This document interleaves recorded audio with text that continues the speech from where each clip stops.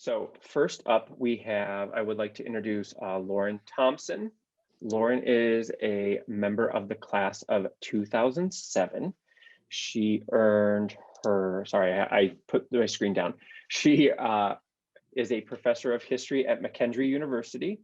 She earned her master's in history from WVU in 2010 and earned her PhD from Florida State in 2015 and currently lives in St. Louis, Missouri. Welcome, Lauren. Then we also have, I'm going to pin Tim here. We have Tim Maroney. Tim Maroney is the class of 1968. He was a dual major in both history and journalism. He's currently the president of TCI Software. He also earned an MBA from Western New England University in 1983 and lives in Cary, North Carolina. Hi, Tim. Hi, everybody.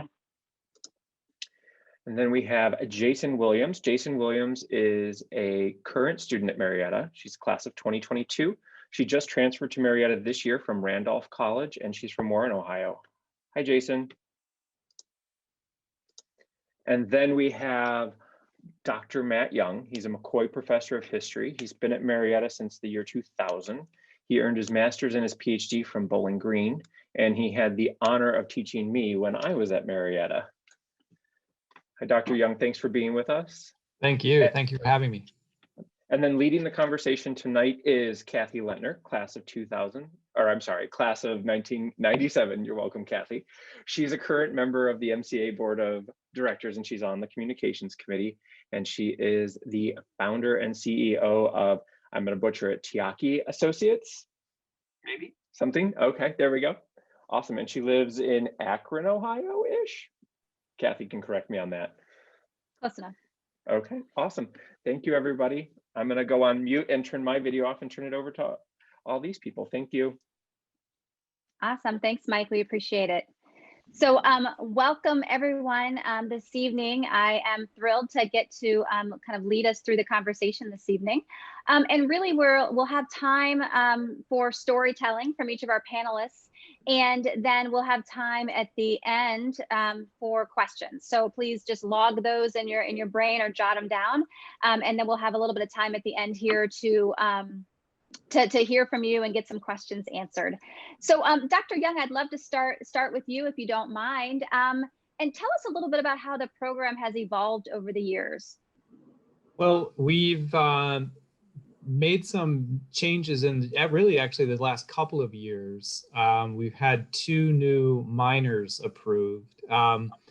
We have a new general education curriculum, which I won't bore you with those details, but one of the new requirements now under our new Gen Ed is that all students are encouraged to double major or have a major minor concentration. And so to that end, the department was instrumental in creating 2 new minors just approved last year, one in public history, which enables us to take advantage of all of the resources in the area on campus with our special collections, but also in Marietta itself with the numerous museums that we have. And it's been something we've been talking about for a long time, and then finally we're able to kind of get it all together, put it together.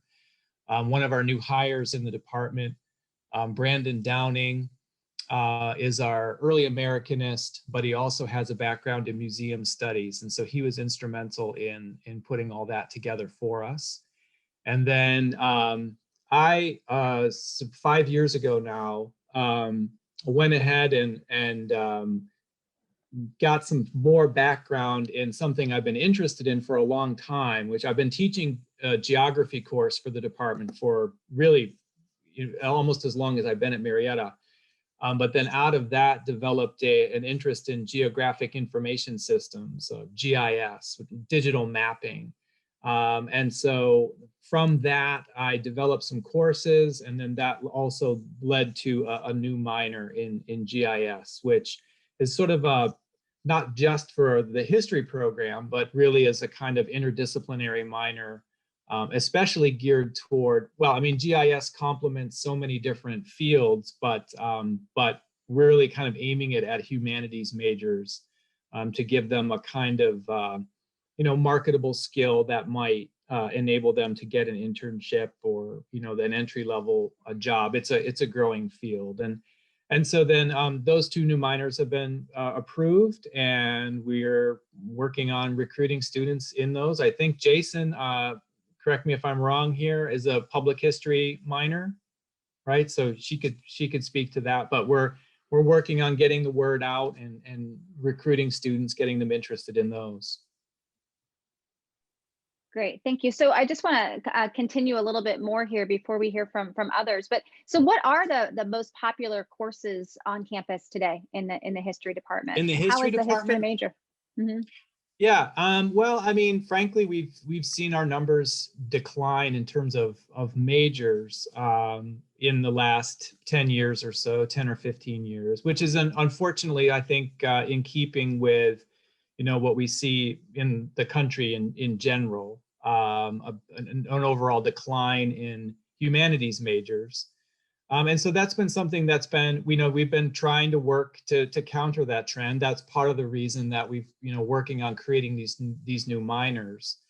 That said, our courses are very popular. And now with our new general education, the way that our new gen ed works, it tends to encourage students to take any history course, as opposed to, we had under the old gen ed, it kind of funneled them into the survey classes. So we've seen in the past couple of years, a real resurgence of interest in our upper division courses. And so that's tough. That's a tough question, Kathy, because it's hard to identify maybe specific classes that students like, particularly, this semester, Dr. McDaniel is teaching the scientific revolution and a 300 level course, and she's got a large number of students in there. Brandon Downing teaching the American West, and he's got a large following. Dr. Torbett is teaching his a Buddhism class, history of Buddhism, which has a large enrollment. So it's kind of nice to see, students sort of then interested in our upper division courses. Yeah, nice diversity. Thank you. So Jason, what is the experience like on campus? And especially, since you've transferred in recently, I'd love to hear your story and what it's like. Yeah, sure. So it's a bit weird for me. I don't really consider myself one of those like traditional students because not only am I a transfer student, but I'm also a commuter student. And with COVID-19 and everything, it feels weird coming onto campus and, saying all the masks, which is great and everything, but I don't really have that like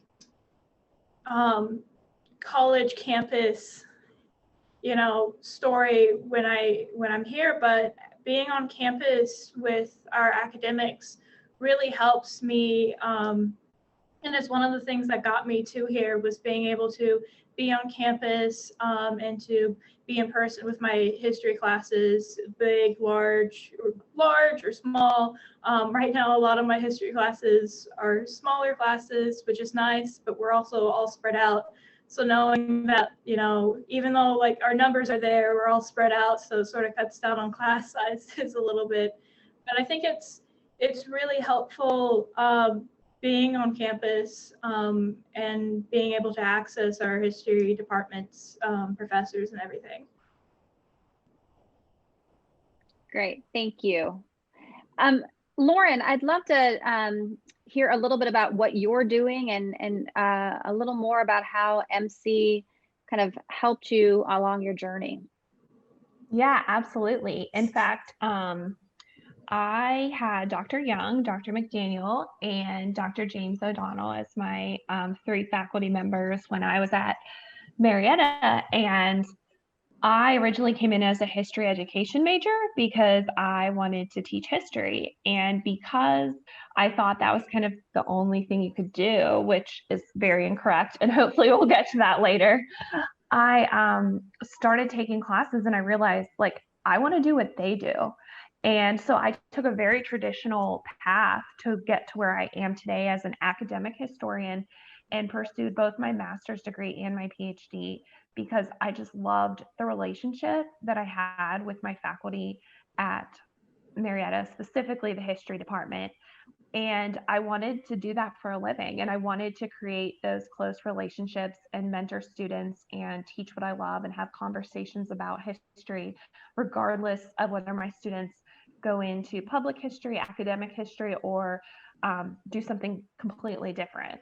Because my kind of goal as a historian and as a faculty member is to help my students become what I call public intellectuals, to be able to read, write, think, and critically think and analyze people. And so I attribute my success in having a tenure track position, going up for tenure this year at my university. I recently published a book. And if it was not for my experience at Marietta, I know for a fact, like I would not be where I am today on the other side of things. And I think especially because now that I published my book and I am about to go for tenure, people keep asking me like, oh, well, where are you going to go next? Do you want to go to a large university where you don't really teach and you just publish? But the school that I'm at right now is a small liberal arts college in the Midwest on the river. So I am really at a very similar school to Marietta. It's called McKendree University. And so when people say like, well, where do you want to go next? I'm like, what? No, this is my dream job. And it's basically as close to Marietta College as you can get.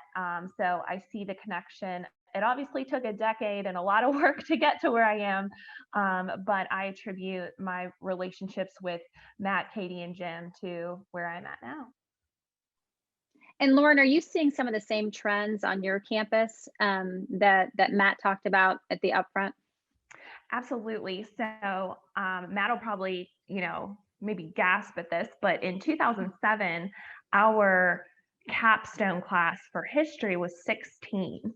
And I don't know how many there are now, but I know at McKendree, we're the same size student body as Marietta. And my senior capstone class right now is 4.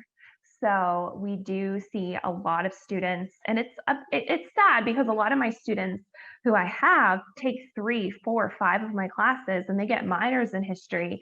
And they tell me, I wish I could major in history, but my parents want me to major in business because they don't think I'll ever get a job. And so I'm seeing those trends of students who want to major in history or political science or sociology or English, but they're kind of driven away because unfortunately the trend now is like you need to be kind of in the corporate positions straight out of college to get I guess the money to pay back your loans, or perhaps that's kind of the fast track to, I guess, the corporate lifestyle. So I'm seeing identical trends to Marietta. And so we've adapted too. And I'm the director of the ethnic and gender studies. So we kind of said, well, if kids aren't going to major in history, at least we can give them kind of the broad knowledge about people. So when they do go to their finance or accounting positions, they understand society a little bit better than had they not had that opportunity. Wonderful. Thank you. And you set it up nicely for Tim, because Tim, you took a very different path with your history degree. Can you tell us a little bit about how your degree prepared you for kind of where you are today, and where are you today? A little bit more on that. Well, I think it's interesting that for those of you who are recent college MC graduates or are about to graduate with a history degree, you don't know what you don't know. And the world is evolving so quickly, and technology is changing the way we all planned our lives and thought we'd go down different paths. There are just a few things that, in my mind, stick out in terms of what made my history degree, my liberal arts education, competitively different from many people that I ran into in my career, which is now going on 52 years. When I graduated in 1968, it would be 10 years, 12 years before the personal computer was invented. Think about how that changed what we saw as being our future in 1968. And the job opportunities and the scope of things that you can do have evolved so quickly that I don't think anybody knows now today, graduating from college, exactly what they will do 10 or 15 years from now, because the tools that they will be working with are probably yet not developed. I spent 30 years following my graduation from MC in the marketing and advertising business. And as a function of that, came close to technology applications as we move towards finding newer and better, more targeted ways to talk to potential customers and advertise products to them.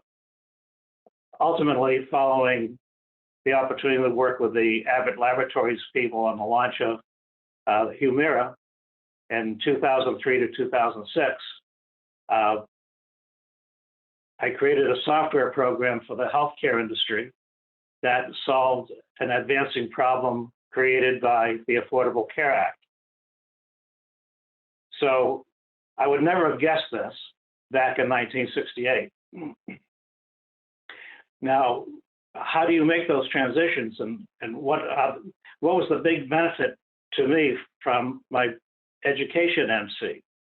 Well, I think a liberal arts education distinguishes you from somebody who, perhaps with a science degree, comes from doing something very specific, thinking linearly along a line, such as computer programming, versus vertically with a broader scope of what you can do in your vocation. I think liberal arts, and MC in particular, gave me a depth of knowledge across a variety of things that allowed me to adapt to a whole range of challenges and opportunities driven by the way things changed after we graduated. And the way that I think that depth of knowledge has been demonstrated and applied had a lot to do with the critical thinking that, in my mind, MC inures to many of its students in the way that we were taught at the college, and from my conversations with Matt and working closely with people at the college over the years, convinces me that we really have a hands-on environment at Marietta College, which increases a student's ability to socialize, become analytical thinkers. Critical thinking can just be a buzzword that's thrown out there. But I can think of a very passive way that critical thinking was engendered in my education. And for tonight's purposes, I was thinking back to, well, how did my history degree get impacted by critical thinking?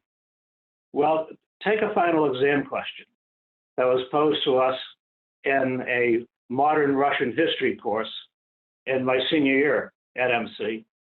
The professor was Dr. Gene Murdoch.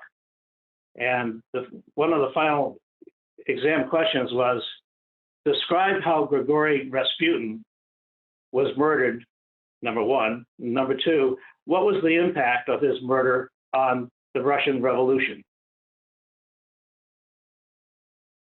Number one, you weren't going to get a very good grade if you couldn't explain in detail exactly how they murdered Grigory, how they poisoned him, stabbed him, shot him, and finally drowned him.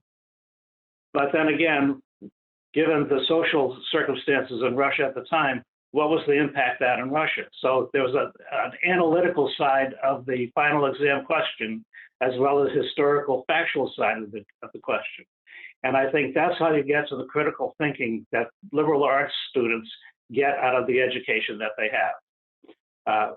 In my software company today, when we are interviewing new people, we're certainly looking at programmers who have that linear point of view that I was talking about, but we also look at a person's core based upon their education. How do they think? What do they think? What is their vision of the world? Our favorite final question in an interview that we ask everybody coming into the company is, how do you think we're going to build a sustainable planet? And we're very interested in what people have to say about that, if they could think outside the narrow scope of the kinds of education that they've been given before they come to us.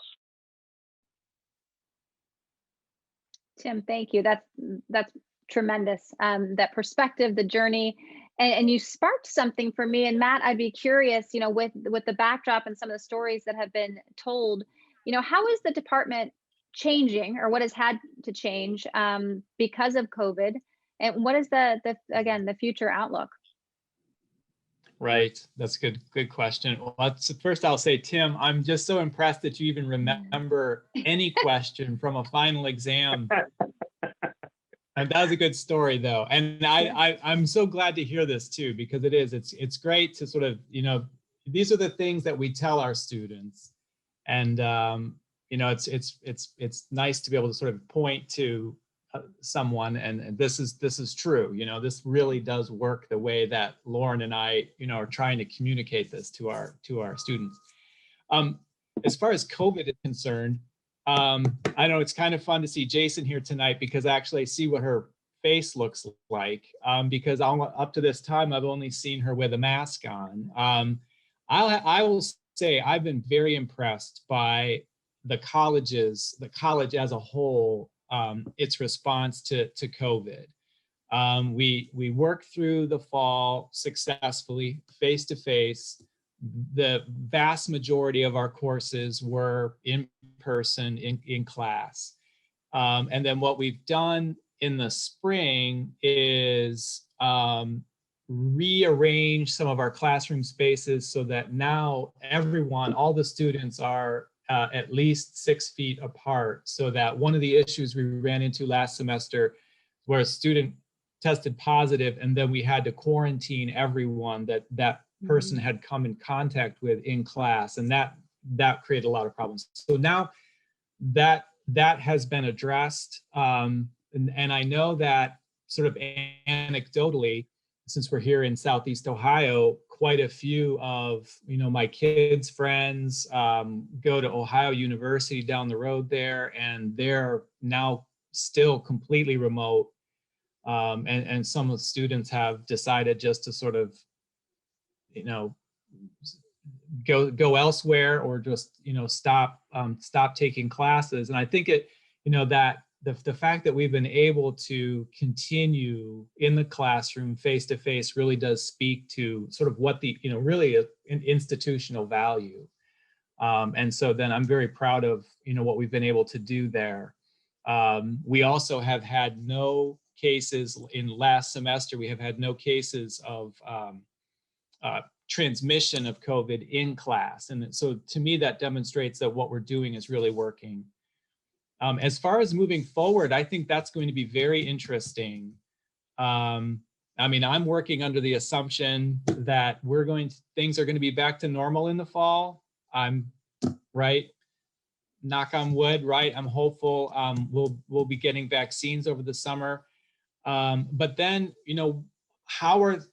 I think what's really interesting, right, as a historian, sort of, how are things different then? What will change as a result of all of this? And I do think that, there's a place, some of the changes I've made in my own courses, I think maybe things that I will continue moving forward, even after COVID is past us. I think, that the limitations, obviously, that we face with something like Zoom, are considerable. They don't replace that face-to-face experience, but at the same time, right?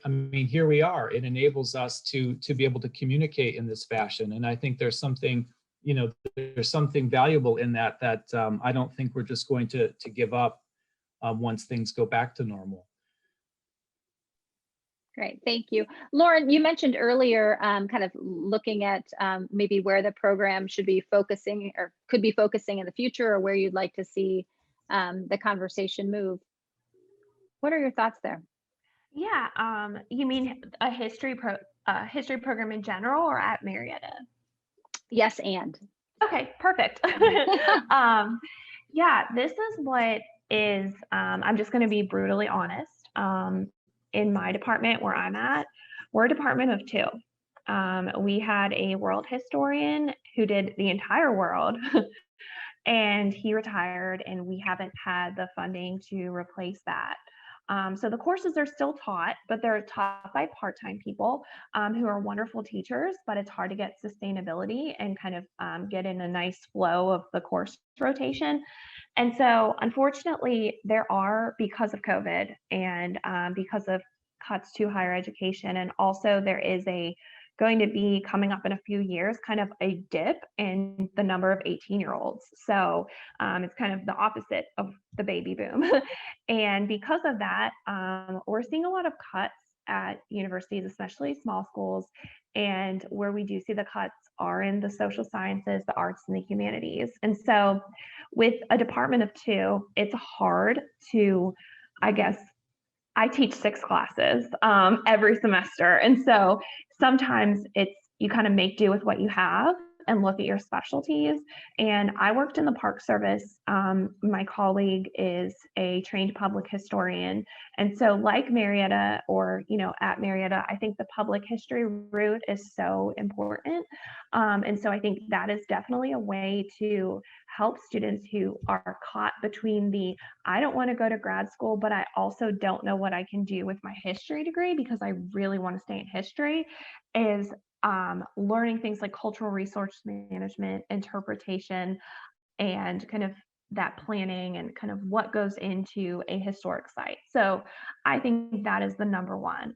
What Matt's doing with GIS, I think is something that is a rare treasure that not a lot of schools have. So for Marietta to have that, I think that is outstanding because again, you get the students who are very interested in history, but their parents are like, no, you got to pick a career track. And then I think what I've done is my strengths. I'm trained as a Civil War historian, but my strengths are kind of with African American and racial equality and subjects of gender and race. And so using my strengths with gender studies and ethnic studies, I think it's a better way to, cater to our Gen Zers who are coming up.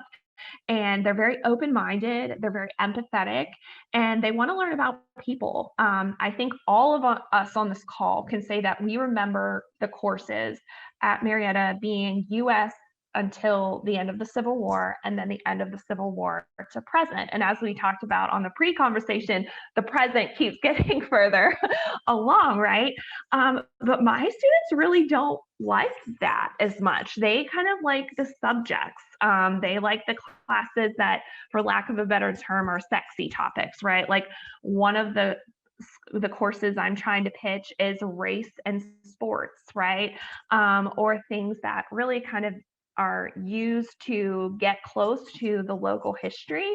Like I want to do a class on St. Louis history because we can go to all these places, but then also really kind of what our students like. And so I think for traditionalists like myself and Matt, we really kind of have to say, okay, we're not going to just do the regular US survey. We're going to look at historical processes through a lens of race or class or gender or politics, but we're going to spice it up and then really kind of make that course almost kind of come to life with what the students want instead of kind of the traditional surveys. And I'm ready to make those changes and adapt. And so I think that a lot of departments can benefit from that because a lot of students say, history is just memorizing dates and facts. And then they get into my class and they're like, oh, this is nothing like what I thought it was going to be. And I was like, yeah, because history is awesome.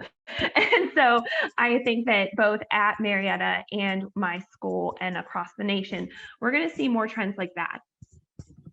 Lauren, I love that. Thank you for painting that picture. A big smile from Matt.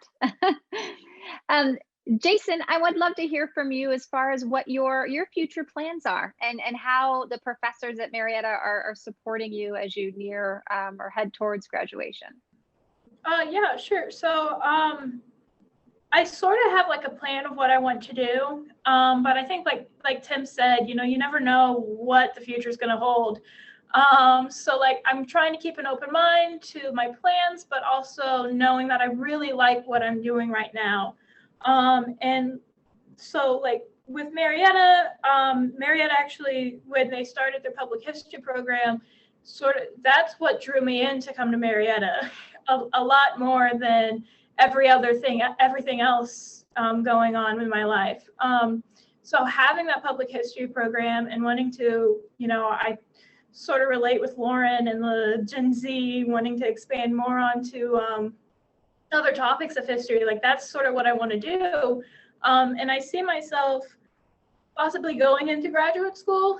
I'm a junior right now, and so I think right now it's that perfect time to start to question what you want to do with your life, what do you want to do after graduation, and start looking into graduate schools and internships and into other programs outside of the college. And the professors here have really helped me with trying to figure out where my skills are and where I need to draw better. So for me personally, I've never really considered myself a really good writer.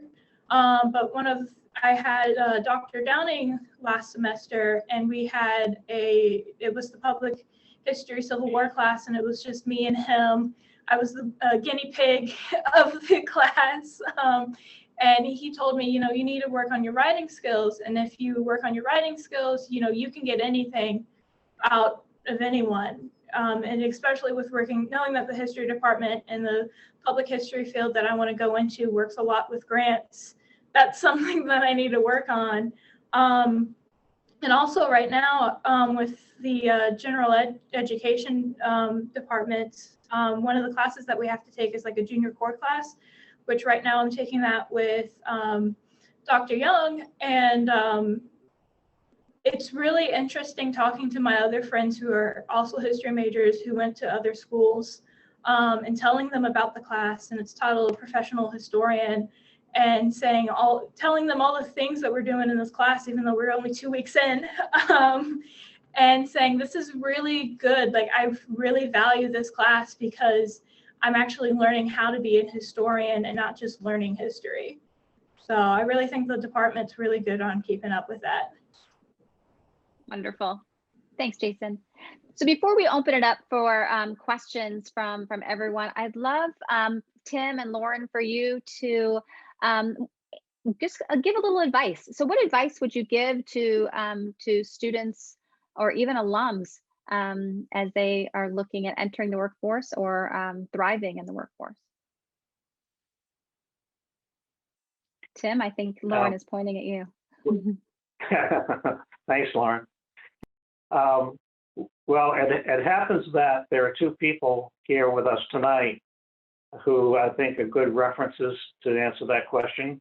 One is Ross Lenhart. Ross, great to see you. We have had a lot of on and off connections with MC over the years. And also David Brook, who actually was a roommate of mine while we're at MC. And I think the careers that they had were driven by a passion for what they do. Ross spent his career in advertising. It wasn't just a career or a job for him. It was his passion, and you could tell that by talking to him at any time. David Brooks' path went an entirely different direction to where he became one of the leading historians in the state of North Carolina. A real specialist, a real knowledgeable person. I don't think he saw his path going that way. But my advice is to find your passion. Work hard at it, have fun, and make history. That was Thank you, so Tim. good. How do I follow up after that? You should have gone Tim? first. I know. Well, I definitely echo what Tim says. I guess I'll break this into two parts. For alum that are on this call and to all your friend circles, however you communicate and things like that, I'm sure that you are influencers of our high school students, right? Whether it be in your own families or through networking with other families or your coworkers. And I think we really need more than ever to kind of, I don't want to say erase, but kind of eliminate the stigma that if you major in history or any other humanities, that you're not going to make money, right? Or you're not going to be able to find a job. And I think now more than ever in our society, we need people who can look at data and evidence and be able to make an argument, write about it, and speak about it.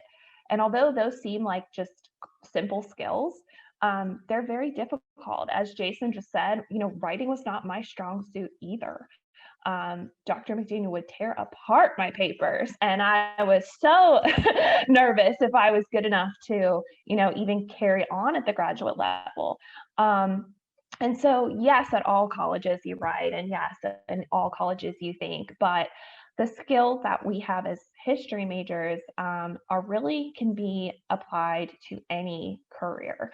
And so if you do hear of, a 17-year-old who says, I really want to major in history, to kind of eliminate the stigma that they won't have, I guess, the applicable skills for a 21st century career. So that's, I guess, my charge to us as alum. And then for students, I echo about the passion, and I think that is the key to majoring in history, but also in being a historian, because in many ways, I'll just use my partner as an example. He's a manager and has a very high level corporate position, but for him, it feels like work. And I bound out of bed, drink my coffee, and come home, and I'm just a chatterbox saying how much fun my life is. Like, I call it my life, not my job or my career. And so if young students, right, or students who are, or prospective students who listen to this, if you know in your gut and in your heart that history is something you want to study, then follow it. Because I know for me, in following that dream at Marietta, I'm getting emotional. I wake up every day and I live my life. I don't go to work. And so that's what I would say for our students. Thank you, Lauren. Thank you. So we have about 15 minutes left until the top of the hour. We promised that we would have time for anyone here to ask questions of our panel. So you can go ahead and I think Mike's going to help us wrangle questions, but you can pop them in the chat or kind of raise your hand, right, Mike? Absolutely. Real quick, I did get DM'd a couple questions, so I was going to go through those while people are getting ready to ask questions. Jason, you kind of hit on it, but what attracted you to Marietta? How'd you pick Marietta as after you had been, somewhere else first? What were you looking for, and what did Marietta do for you? Well, I sort of it was really easy to find Marietta for me because my parents work here. It was really easy coming into Marietta, having lived in the community over the summer and everything. But it was really the public history minor that they were offering. At my old school, I was double majoring in history and museum studies. And I learned very quickly that museum studies encompass everything about a museum. And I wanted to specifically work in public history museums. So knowing that I transferred and I left my friends at Randolph, that I would be better and I would be doing better at Marietta, because I think you can sort of get a history degree anywhere at this point, but it's really the other options that benefited me to coming to Marietta. Awesome. And Dr. Young, I have to ask this question of you, since this is put on by the MCAA, and one of our primary goals is to support the institution. And what can alumni do to help the department? Are you looking? I'm looking through the list here of attendees, and I see a lot of young and old and middle and everything history graduates. What do you want from alumni? Do you need speakers? Do you need people to talk to students? What do you need? And money. No, I'm no. But yeah, what we really need. I'm kind of kidding, but no. This is fantastic because one of the things we've been talking about as a department for years is to try to capture some of these stories, because we think that there is really no better way to communicate what we try to do than to be able to demonstrate, these are some of our alumni. We say you can do anything with a history degree, and we really mean it, but it doesn't sink in unless we can illustrate it. And so then, yeah, I would love to follow up with anyone here who has, the kinds of stories that Lauren and Tim are talking about that we could, put a face to, we could capture them and really market them. And I think that would be very successful. Lauren's hinted at it all the time. We have these conversations with our students, that I really love my history classes. I would love to major in history, but I just don't see what I can do. There's that perception also that that really the only thing that we can do with the major is to teach. And so that if that student isn't interested in education, then they just don't quite see a path. And I think then again, if we can put these together, put some of these stories together, I think that would really be very valuable for us. Awesome. And if anybody on the call is interested, should they reach out directly to you? Is there someone else at the school who they should reach out to? You? No, you could reach out to me directly and I'll follow up. I've already even talked with our college relations is all set to help us to put together some videos, put things on our website. Yeah, I would jump on that. Awesome. Awesome. Do we have any other questions from? Yeah, I've got a question for Dr. Young. So I'm looking at the major right now, and one of the things that I know I experienced when I was, graduating and so forth was the fact that I had some very, very strong soft skills. Marietta's always been good about giving those to history majors, especially. But the reality is at least in my time there, and I imagine it's not gotten any better since, the traditional hard skill that goes with a history degree, that is language competency, is very difficult to pick up at Marietta. And so, I think the GIS minor is an excellent initiative. I wish that I'd been able to take advantage of that. But when I was there was, I think, one class and it was in Geo. And I found out about it like senior year. That's right. But I'm just wondering, where in the history major proper curriculum are those hard skills?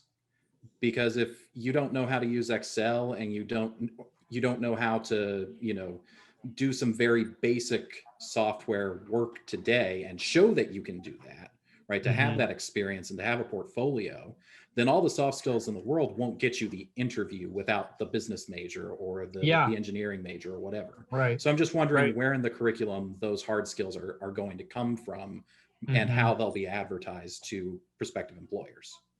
Yeah, that's a good question, Ian. And I think that's part of the motivation in revising our gen ed so that we do have now this minor requirement so that it'd be very easy. And one of the great things about our major is that, we're not particularly credit heavy, so that it does enable a student to double major in history or anything else. But then also now that we have the minor requirement, then we are reaching out to the business department, let's say, to try to figure out ways that we can combine the history major with, say, a marketing minor or, really anything. And I think that gives us that kind of flexibility. And it speaks to your question, which I think you're absolutely right. I mean, the reality is, right, that we do a very good job with those skills. I don't like calling them soft skills because that sort of connotes that somehow they're not as useful as, but I do think then, that, having the background, I mean, we'll just go with business since that's what we're talking about, then I've got, let's say a minor or a double major, and that combination, I think then works very well. So our new Gen Ed, in theory at least, we're really just getting started. We just approved it and then COVID hit, and so we're kind of still rolling things out, but we'll see what happens. But I do think that will address that issue. Thank you very much. If you weave that data science, data and analysis in, that carries through a lot of different things. And that would be the angle of the hook that I would go after. And Lauren spoke about it, just the analysis piece, that's the lever that you can use. And that takes into the hard skills that Ian was talking about as well. If I can add about 2 cents to this, because I have to get off in about 2-3 minutes. Stan Fink, probably the dinosaur of the crowd here, having graduated in '61. I felt a liberal arts college, which is Marietta personifies, that there are things you can do with a history degree, and it has to, and whatever you do doesn't have to even apply to what you learned, but you learn to think, you learn to write, you learn to communicate. Not everything has to be by email. The telephone still works. Talking face to face to people, and you develop those skills in a school like Marietta, and it's going to stand you in good stead down the road. I personally went to law school after Marietta and just retired a couple of years ago from practice of law in my own firm that I founded here in New Jersey back in 1965. I'm proud to say my grandson is following in my footsteps, and as did my son. But the point is that Marietta is still a liberal arts college, and whether you major in history or Spanish or whatever it is, you'll make your way because you're taught to do that at Marietta. And it's what you make of the education, not necessarily whether you majored in history or economics or whatever it may be. Just my perspective after having been there so many years ago. Thank you. This is a great program and I appreciate it. I'd like to just make a comment if I could. I want to shout out to Tim. We also, if I recall, we waited tables in Russell Hall and had exciting adventures, and it's good to see you, Tim. We'll have to, after COVID disappears, we'll have to have a power lunch. But the two things I liked hearing about was the fact that you're having a public history program. There is was it Lauren? I too once worked at the Park Service. You have the federal bureaucracy, you have state bureaucracy, state historic sites, you have museums. There's a related field of archives. Digitization is extremely important in public history. You're involved in economic development through tax credits, revitalizing the old town centers, creating office space, living spaces through rehabbing historic structures. You're involved in sustainability, in that nothing saves more energy than recycling a historic structure. So all these things are great, and I'm really pleased to hear that Marietta is doing that. I do hope, back when I graduated in '67, there was no such thing as a degree in historic preservation or public history. So that's a whole new field. And I know that the academic field is tough because tenure is decreasing. I have a daughter who is a graduate student at Princeton in German and German literature, and she frets all the time. And I say, oh, you'll be okay. And I mean, she says, well, if I can't get into a college, I could go to a private high school or something like that, So it is something to think about. One thing I am concerned about is the cancel culture that's sweeping America. I hope that Marietta and your social studies and history departments will still encourage academic freedom and a diversity of viewpoint. because that is really the genesis of the life of the mind and progress, not only in the academy, but in our society as a whole. So this has been great. I hope you all will do it again. We will. We have a couple more planned. Tim, we have a couple minutes left, and I did want to ask you kind of a question. You've had a really diverse and rich career. You've done a lot of different things. So to your fellow alumni who are maybe mid-career, is there any advice that you would have for us as we're looking kind of for the next step, looking to transition? Is there anything out there that we should be looking at and focusing on? And I know that question kind of caught you off guard. Yeah, it does.